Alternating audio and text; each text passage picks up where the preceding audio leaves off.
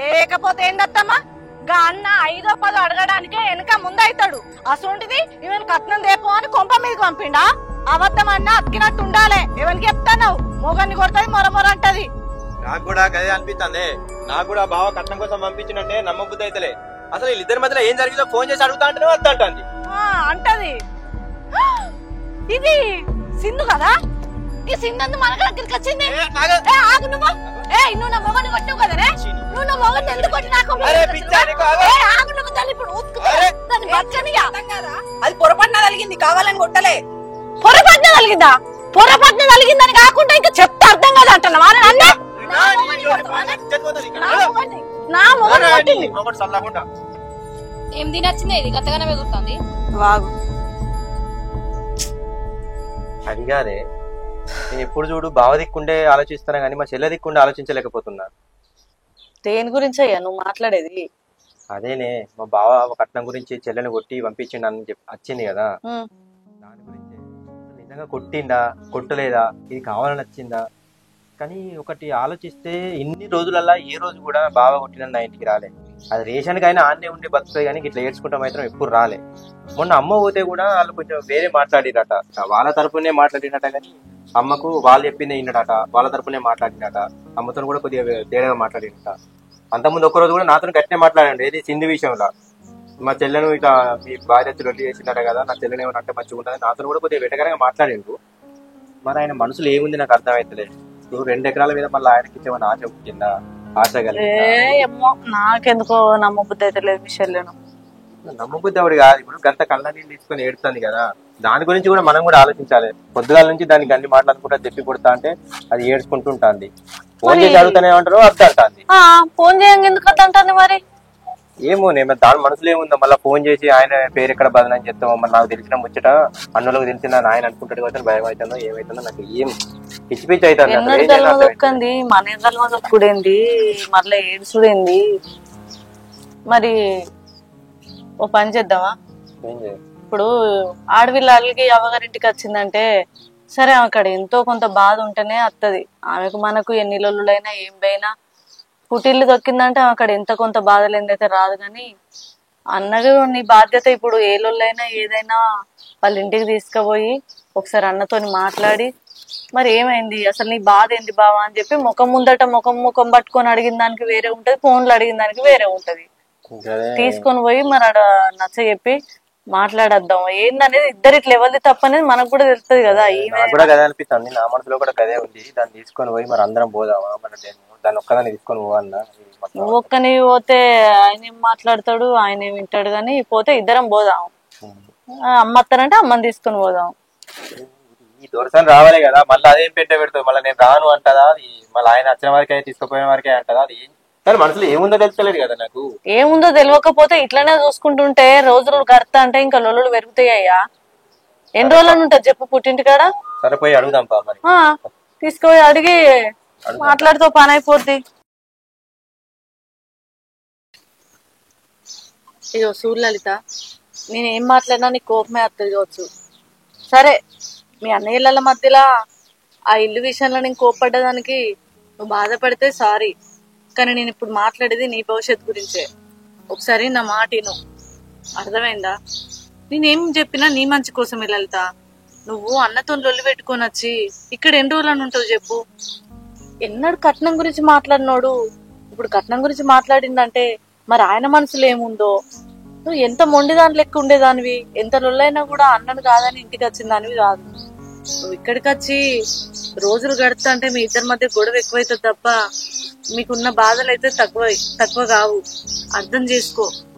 అన్నా నేను నువ్వు అమ్మ వచ్చేది ఉంటే అమ్మని తీసుకొని పోయి మీ ఇంటికాడ అన్నతో మాట్లాడదాం.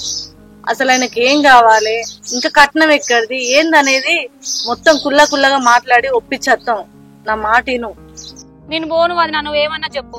నాకు తెలుసు ఆయన ఎట్లుంటాడు ఏందనేది. మీ ముందు ఒక తీరు, నా ముందు ఒక తీరు ఉంటాడు ఆయన. అరే పిచ్చా నీకు, చెప్తింటలేవు ఎందుకే? ఫోన్ చేసి మాట్లాడుతున్నావు అట్లా అంటున్నావు. ఫోన్ చేయనా మరి?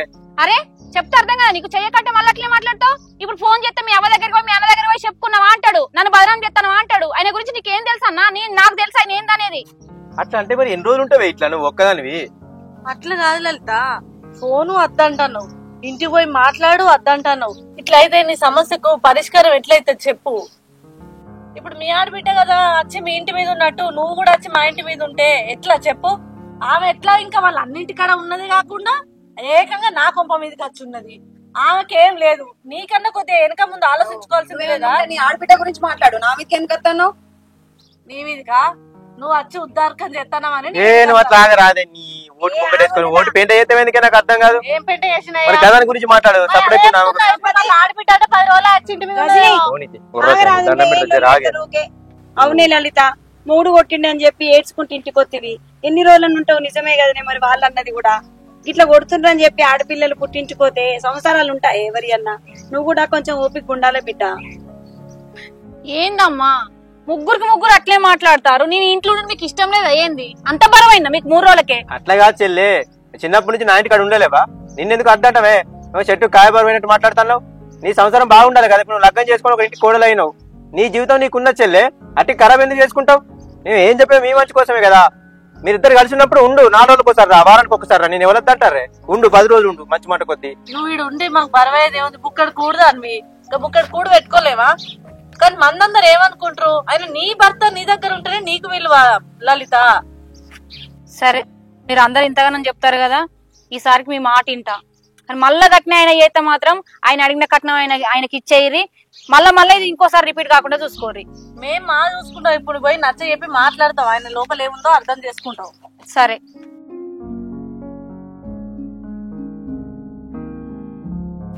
ఇంత మొండి ఉంటది చెల్లె. మరి ఎవరు చెప్తున్నది దానికి అర్థం కాదు. ఒకేదే అన్ని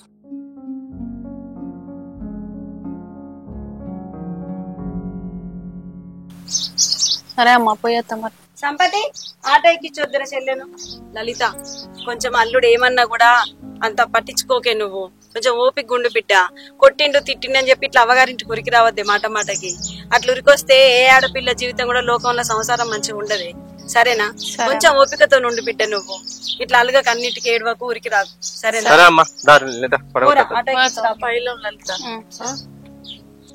ఏమైతే ఏమైనా మా లలిత ఎంబడే పోయేటోళ్ళు మళ్ళా ఒకటి అర్థం కాదు.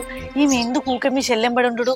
కొంపదీసి ఇద్దరు కలిసి ఏమైనా ప్లాన్ వేసుకొని ఇట్లా వచ్చిరా? ఏంది నాకు నువ్వు ఆగలే. ఆటో ఎక్కిచ్చి రాపోరాను పోయి.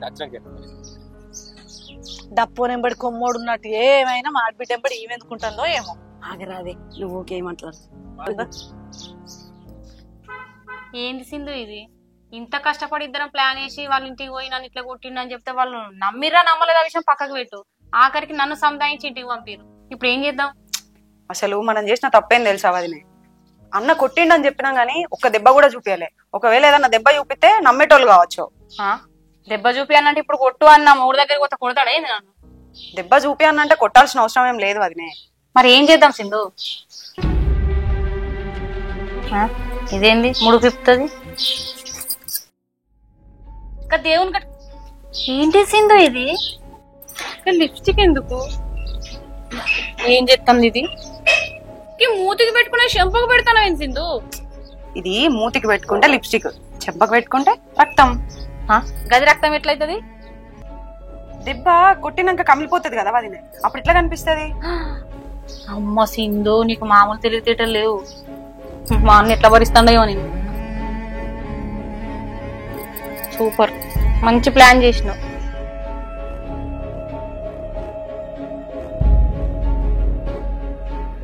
నమ్ముతారంటావా సింధు? ఖచ్చితంగా నమ్ముతారు. రజనీ స్టవ్ బంద్ చేసి ట్రావే, ఇక్కడ చల్లగా ఉంది చెట్టు కింద. బాధ్యత అత్తమ్మా. దా ఉడికింది కూర. రావే. ఇంకెప్పుడు ఎడతావు? మీ ఇంటికి పోయినాక ఎడతావా? అవును కదా, బ్యాగ్ తీసుకో. ఇప్పుడు చూడు నా పర్ఫార్మెన్స్.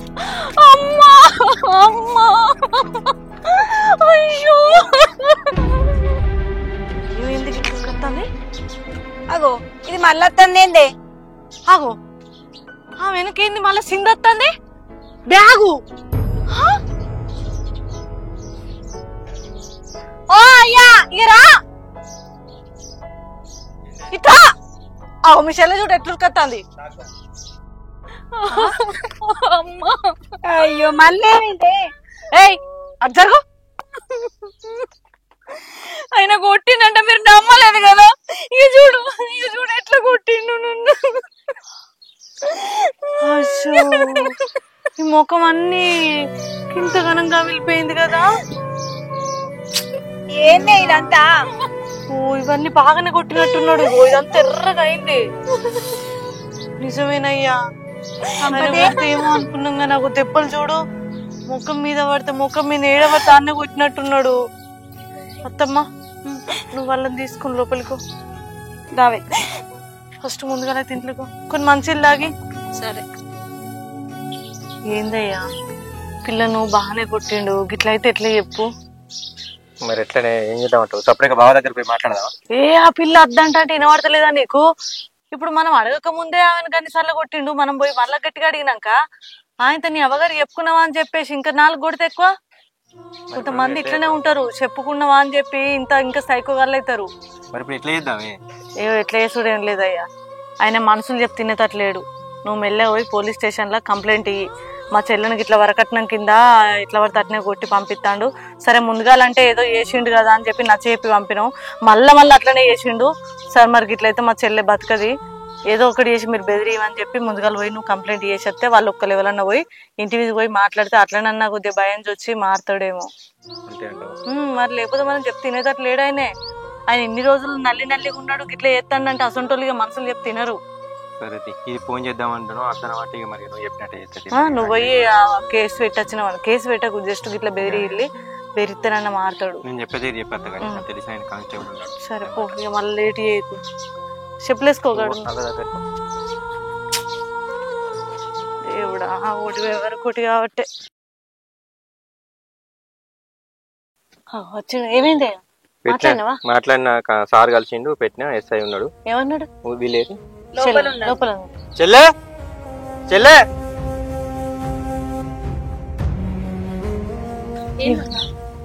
ఏం లేదే, ఇక నువ్వు బావ గురించి ఏం భయపడాల్సిన అవసరం లేదు. నేను ఇప్పుడే పోలీస్ స్టేషన్ లో పోయి కేసు పెట్టేస్తాను. అవునరా, ఎందుకంటే ఇప్పుడు మేము పోయి మందలు ఇద్దాం అనుకో, ఆయన మళ్ళీ నిన్నేడు ఎక్కువ పొట్టి చంపుతాడు అని అదొక బాధ. ఫోన్ చేసి మాట్లాడితే కూడా మళ్ళీ మంచివాడు కాదని నువ్వు భయపడబడుతుంది. ఇప్పుడు మేము అనలేము, నువ్వు అనలేవు. నిన్ను నచ్చ చెప్పి ఊకుకే పంపిస్తాంటే ఆయన కొట్టే కొట్టుడుగా దెబ్బలకు నువ్వు చచ్చిపోతే ఎట్లా? ఇక అందుకనే ఆయనను మనం ఇవ్వలేం, ఏం చేయలేకపోతున్నావు. కొట్టక తిట్టక వట్టలు తీసిన వాళ్ళమే కావాలని అన్నను పోయి పోలీస్ స్టేషన్ లో కేసు పెట్టు అన్న. వాళ్ళన్న పోయి మందలిచ్చిరనుకో కొద్దిగా ఆయనకు భయం పుడుతుంది. ఏమంటే వాళ్ళు పోతారు, కానిస్టేబుల్ ఇంటికి పోయి మాట్లాడుతా అన్నాడు. ఆయన ఇచ్చి ఆయన వచ్చి నేను తీసుకుపోయేటట్టు చేసిన మాట్లాడొచ్చిన. మంచి పని చేసినవయ్యా, నువ్వు భయపడకురా. ఇక నుంచి నిమ్మలంగా ఉండు. ఆయన ఏ చేతులతో కొట్టిండో మళ్ళీ అదే చేతులతో వచ్చి నేను నిన్నుకేమననే తప్పైందే, నాకు ఇచ్చే పైసలు గింత ఉన్నాయి అని చెప్పి ఆయన నోట్లోకి వెళ్ళి బయట పడ్డాకనే నిన్ను పంపిస్తాం. సరేనా? సరే, నాకు ఆకలి అవుతుంది. బూ తినకుండా పోతుంది దాత్తమ్మ. ఇదేంది సింధు, మన ప్లాన్ ఇట్లా రివర్స్ అయింది. ఏం చేద్దాం ఇప్పుడు? అదే ఆలోచిస్తాను వదినా, నేను కూడా ఏం చేయాలని. తొందరగా దించు. ఒక పని చేద్దాం మరి. ఏంటి? కానిస్టేబుల్ అన్న దగ్గరకు పోయి ఏం మాట్లాడకముందే నేనే పోయి అన్నతో చెప్తాను ఇట్లా చేసినామని. అబ్బా, ఆ పని చేసిండు నువ్వు. నేను మళ్ళీ ఏ ముఖం పెట్టుకుని ఆ ఇంటికి పోవాలో చెప్పు. నువ్వు ముందైతే ఆ పని చేయపో. సరే మరి, నేను పోతాను. సరిపో.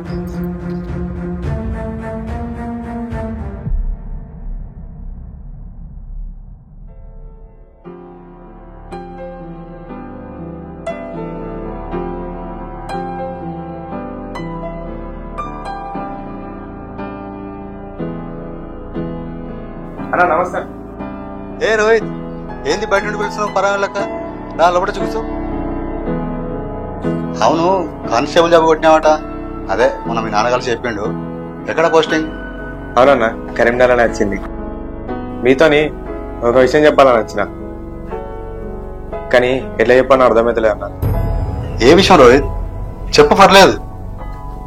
అదే అన్న, మీ మీద కేసు ఫైల్ అయింది, వరకట్నం కేసు కింద. నువ్వు వదినని కొట్టినవాట కదా అన్న, కట్నం తెమ్మని. నిన్న ఒకరు వచ్చి స్టేషన్లో కంప్లైంట్ ఇచ్చిపోయారు. ఎవరు వాళ్ళు? అదే మీ బావ సంపత్. సంపత? ఆయన నా మీద కేసు పెట్టాడేంది? అది అసలు జరిగిన పని. అట్లా కాదన్న, వదిలిన పోయి వాళ్ళ అన్నకి చెప్పిందట, నా భర్త నన్ను కొట్టిండు, కట్నం అడుగుతుండని. అందుకే సంపదన్న స్టేషన్కి వచ్చి కేసు పెట్టిండు. ఏంది నా భార్య నేను కొట్టినని చెప్పి వాళ్ళ ఇంటి పోయి ఏడ్చిందా? ఇది అసలు అవునన్నా, నేను కూడా ఈ విషయాన్ని నమ్మలేదు. అందుకే ఒకసారి నీకు చెప్పుకోదామని వచ్చిన.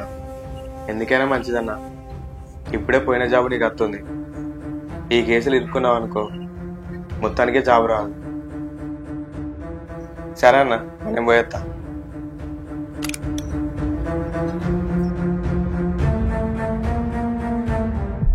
ఇది భూమి విషయంలో వాళ్ళ ఇంటి పోతా అని చెప్పి అది చేసే పని ఇదా? దాని సంగతి చెప్తా. ఎడి వేస్తున్నావే? అది నీకు తెలుసు కదన్నా, అత్తమ్మ వాళ్ళ ఇంటికాడ నుంచి వస్తున్నా. అదేది? అక్కడనే ఉంది. ఇంతకీ వచ్చిన వాళ్ళు ఎవరన్నా? పోలీసు వాళ్ళు. పోలీసు వాళ్ళ? పోలీసు వాళ్ళు మన ఇంటికి ఎందుకు వచ్చారన్నా? మీ వదిలేసిన ఘనకార్యాన్ని వదినేం చేసిందన్నా? ఏం చేసిందా? నన్నెందుకు కొట్టినవన్నా? నిజం చెప్పే, లలిత వాళ్ళ ఇంటికి ఎందుకు పోయింది? అయితే మేము ఎంత చేసినా 2 ఎకరాలు మాకు ఇత్తలేరని చెప్పి నువ్వు వదినని కొట్టి కట్నం కింద 2 ఎకరాలు రాసిమన్నావని ఇంటికి దోలినామని చెప్పి నాటకం అన్నాం, అట్లా నన్ను ఇస్తారేమో అని. చా, ఎంత దిగజారే మీరు. దాని మాట పట్టుకొని నువ్వు ఇట్లా తయారైనావా? అసలు నా చెల్లవా? నేను ఎంత నిజాయితీగా ఉన్నా, నువ్వేంది ఎట్లా తయారైనావు? అయినా నీతో మాట్లాడి వేస్ట్. సంగతి చెప్తాను.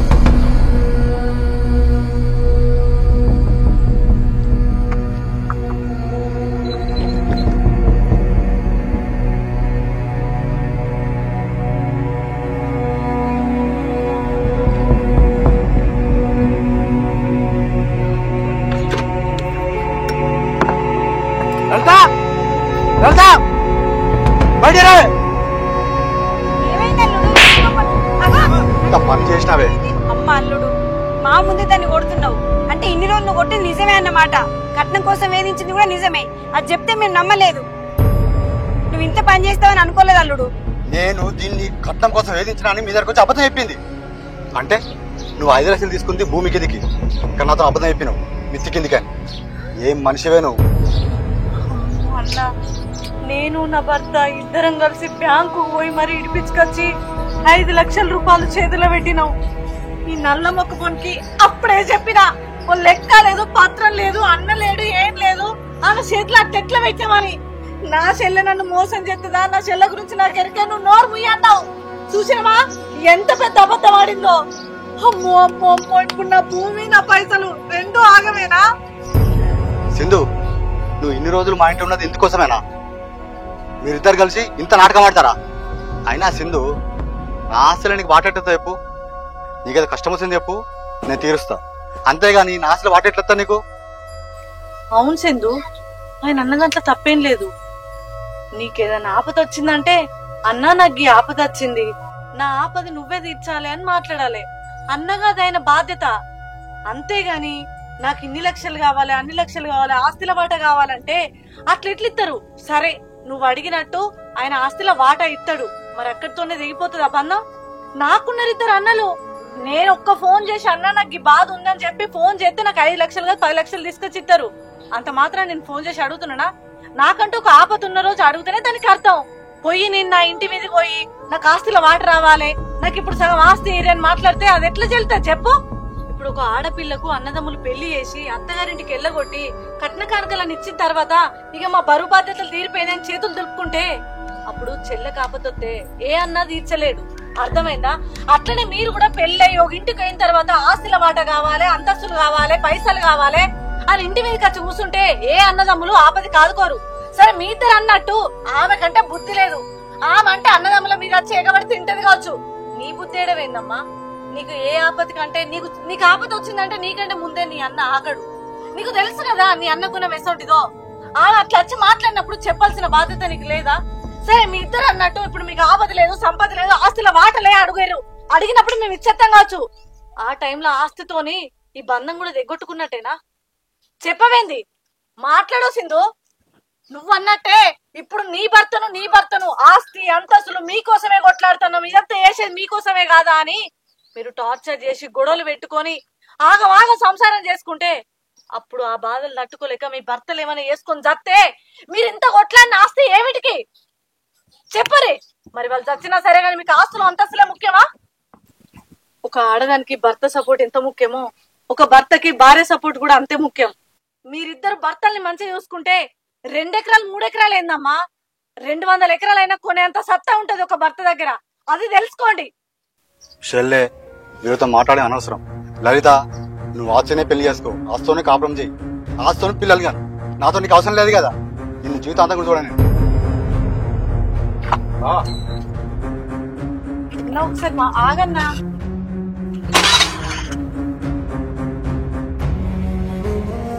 నీ చేతులారా నువ్వే నీ సంసారాన్ని నాశనం చేసుకున్నావు.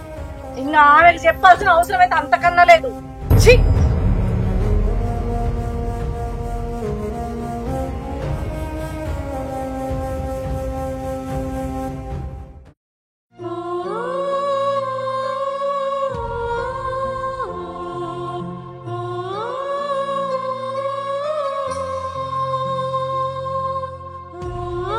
ఏమైంది వదిన, బాధపడుతున్నావా? సారీ వదిన, నేను ఇచ్చిన ఐడియా వల్లనే కదా ఇట్లా అయింది. అయ్యో అట్లేం లేదురా, నువ్వు ఇచ్చిన ఐడియా వల్ల కాదు, నా ఆలోచనే తప్పు. నేనే అట్లా ఆలోచించకపోతే నువ్వు ఇట్లా వచ్చేదానివి కాదు, నాకు ఐడియా ఇచ్చేదానివి కాదు కదా. మొదలు పెట్టింది నేనే కాబట్టి ముగించాల్సింది కూడా నేనే. నిజమే వదిన, దీనివల్ల నా భర్త కూడా నన్ను దూరం పెట్టిండు, నన్ను రాకంటాడు. ఎన్నిసార్లు ఫోన్ చేసినా లిఫ్ట్ ఎత్తలేడు. అనవసరంగా ఒక ఎకరం కోసం వచ్చే జీవితాన్ని నాశనం చేసుకున్నట్టు అయింది. ఆ 2 ఎకరాలు వస్తే మా బతుకులు బాగుపడితే సంతోషంగా ఉంటాం కావచ్చు అనుకున్నా గానీ అదే 2 ఎకరాల వల్ల నా భర్తకు దూరం అయితే నన్ను అనుకోలేసింది నేను. నిజమే వదిన, మనం వాళ్ళని సంతోషంగా చూసుకుంటే వాళ్ళు ఎంతన్నా సంపాదిస్తారు, కానీ మనమే వాళ్ళకి తలనొప్పి అయినాం. ఏమో సింధు, వరకట్నం కోసం భార్యలను కొట్టి హింసించే భర్తలను చూసినాం కానీ మన భర్తలు మనం తెచ్చింది తీసుకొని వాళ్ళు తృప్తి పడి మనని సంతోషంగా ఉంచారు. అట్లాంటి వాళ్ళను మనం బదనాం చేసుకుంటే తిరుగుతాను. అందుకే ఆయన కొట్టడంలో తప్పు అనిపించలేదు నాకు. నేను అట్లా చేసినా కాబట్టి ఆయన నన్ను కొట్టిండు. ఇప్పుడు ఏం చేద్దామంటావు వదిన? ఇప్పుడు నీ పరిస్థితి నా పరిస్థితి ఒకటే లెక్క ఉంది.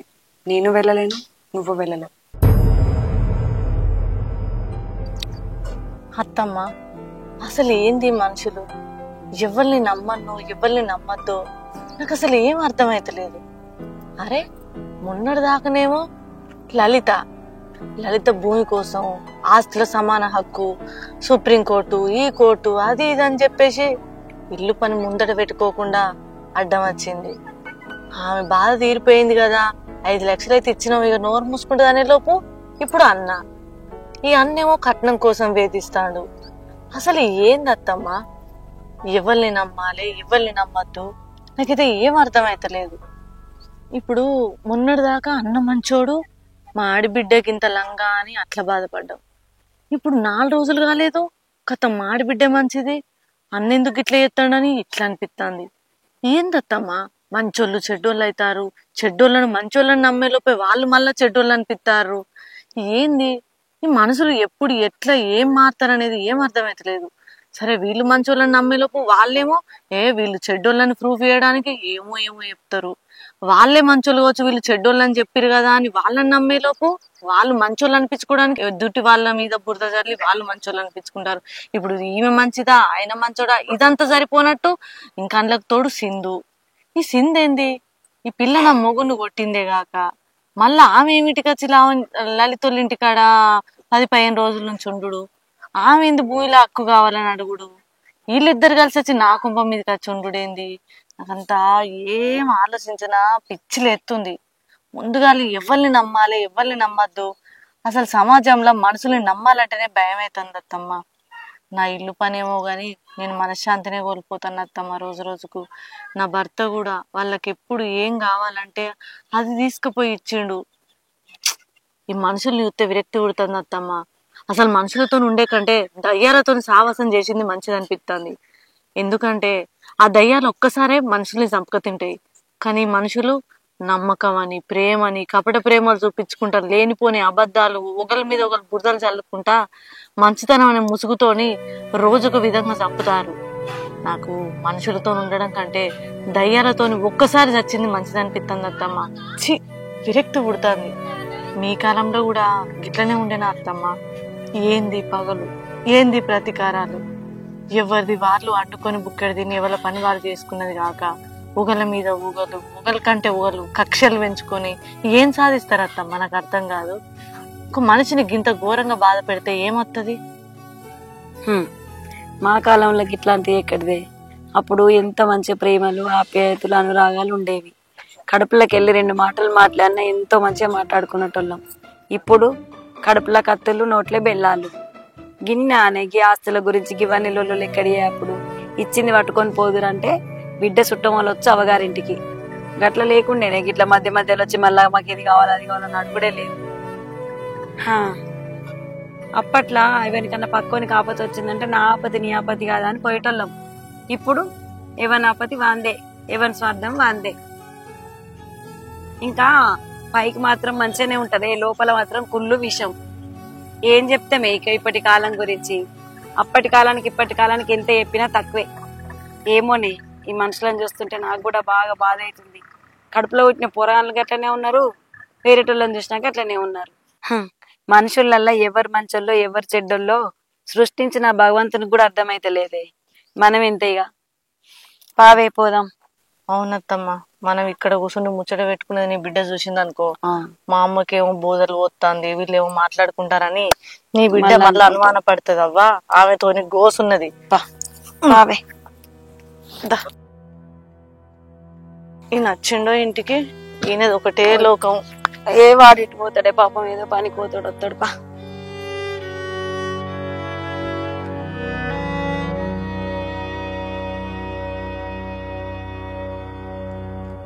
అన్నా, నీతో కొంచెం మాట్లాడాలన్నా. అన్నా అన్నా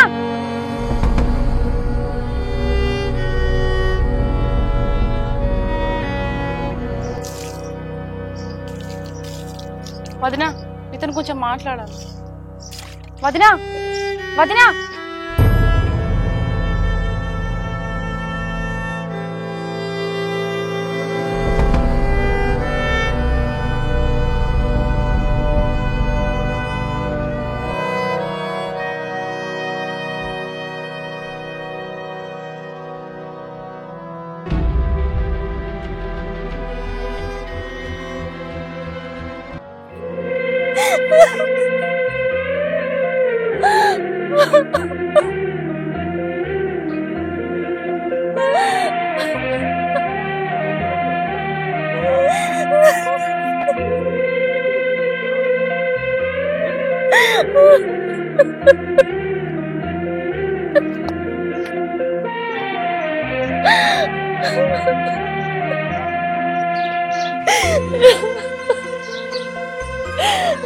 అగో లలిత, ఏంది ఇప్పుడెందుకు ఏడుతున్నావు?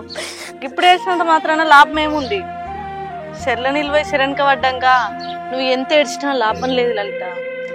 ఫస్ట్ నీ సంసారం ఇట్లా ఖరాబ్ కావడానికి కారణం నువ్వే, అర్థమైందా? నీ భర్త జాబ్ పోవడానికి కారణం నువ్వే.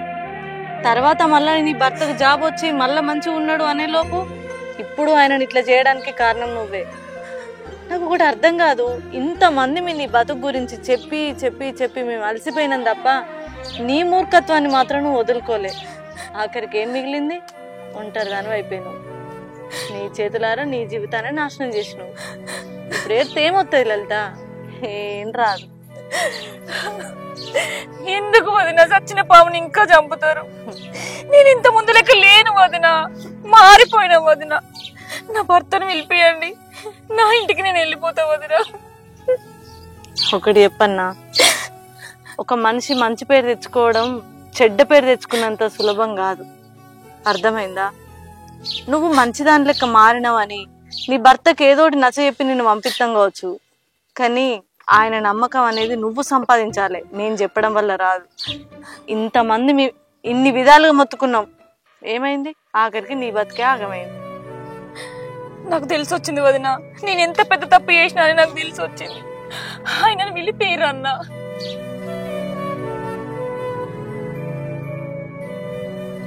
సరే తీయే, అది ఇప్పుడు మారింది కదా, బాగా నిలిపిద్దాంతి. అయినా వాళ్ళు చెప్తే అర్థం కాదే, వాళ్ళ దెబ్బ తగిలినప్పుడే అర్థమవుతుంది. సరే నేను ఫోన్ చేస్తా.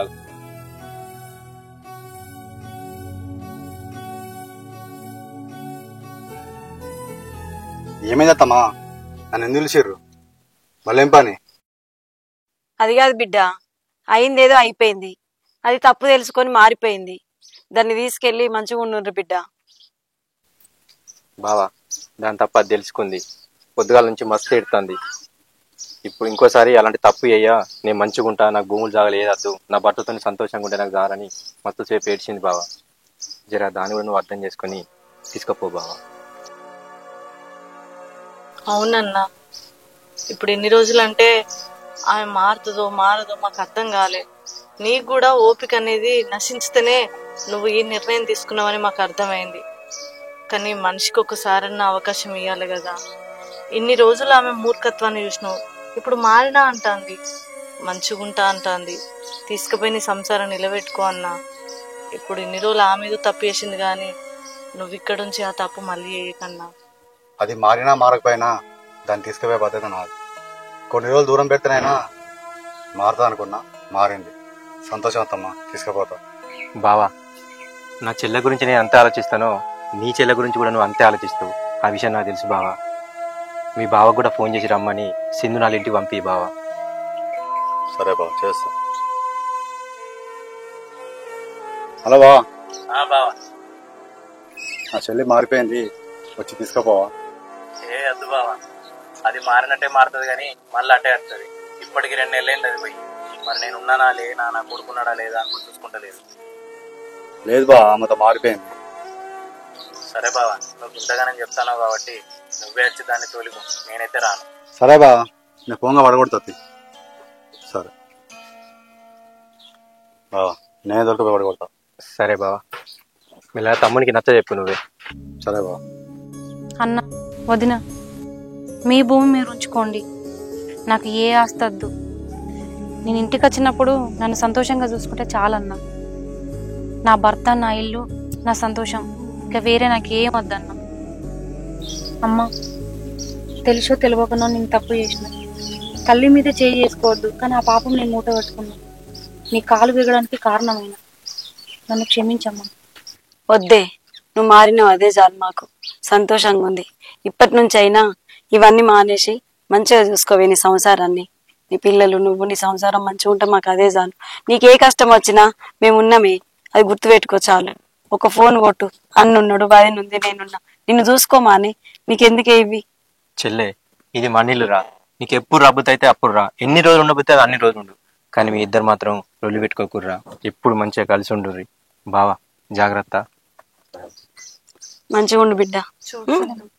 నీ సంసారం కూడా నువ్వు ఈ ఆస్తుల కోసం, అంతస్తుల కోసం ఆగం చేసుకోకు. మారినట్టుంది. నీ భర్తతోని మంచిగా ఉండు. చూసినవా, ఇవాళ నిన్ను తీసుకుపోవడానికి కూడా రమ్మంటే ఆయన రానన్నాడు. అంటే ఆయన మనసును నువ్వు ఎంత విరగొడితే ఆయన అట్లా మాట్లాడిందో ఆలోచించు. అన్నా, సింధు కూడా తెలిసి తెలియక చేసిందని నువ్వు రాజుతో మాట్లాడి మెల్ల నచ్చ చెప్పి ఇంటికాడ పడగొట్టురా. ఇక ముందైనా మంచిగా ఉంది, సరేనా? అన్న మంచి రోజు చూసుకొని ఇల్లుకు ముగ్గు పోయిరా, నేను మంగళారతి పట్టడానికి వస్తా. తప్పకుండా చెల్లె. ఇల్లుకు సంబంధించిందే కాదు, ఏదైనా ఆడబిడ్డగా నీకు ప్రతి దానికి నేను సపోర్ట్ ఉంటాను. ఈ మాట కోసం మీ అన్న ఎన్ని రోజుల నుంచి ఎదురుస్తాడు. నువ్వు ఇట్లా సంబరంగా వచ్చి నా ఇంటి గడప పెడితే నాకు ఎంత సంతోషం. నా ఇల్లు కూడా కోట్లకు పరిగెత్తుతుంది. సరే, మంచి రోజు చూసుకొని ఫోన్ చేస్తాం, వాళ్ళందరూ రావాలి. ఈసారి నీ భర్తను తీసుకొని రా. మంచిగా పోరాను.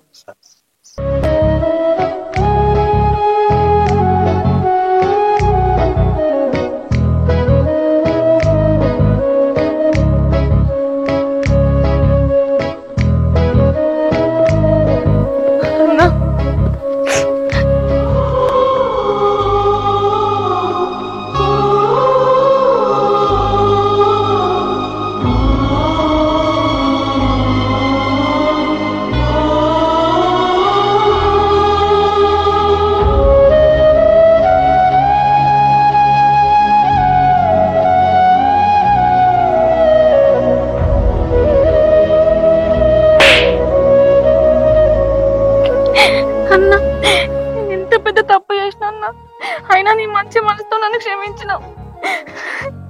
చెల్లె ఏడవకురా, జరిగింది ఏదో జరిగిపోయింది.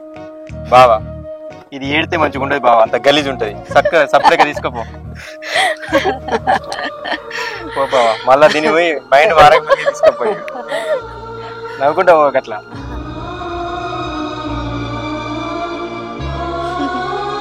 అరే ఇక చెల్లె కదా ముగ్గు పోసుకోమన్నది, ఇక ముగ్గు పోసుకోరా. ఎన్నెంత అసలు కడతావో కట్టిగా. సరే అమ్మా. సరేపా.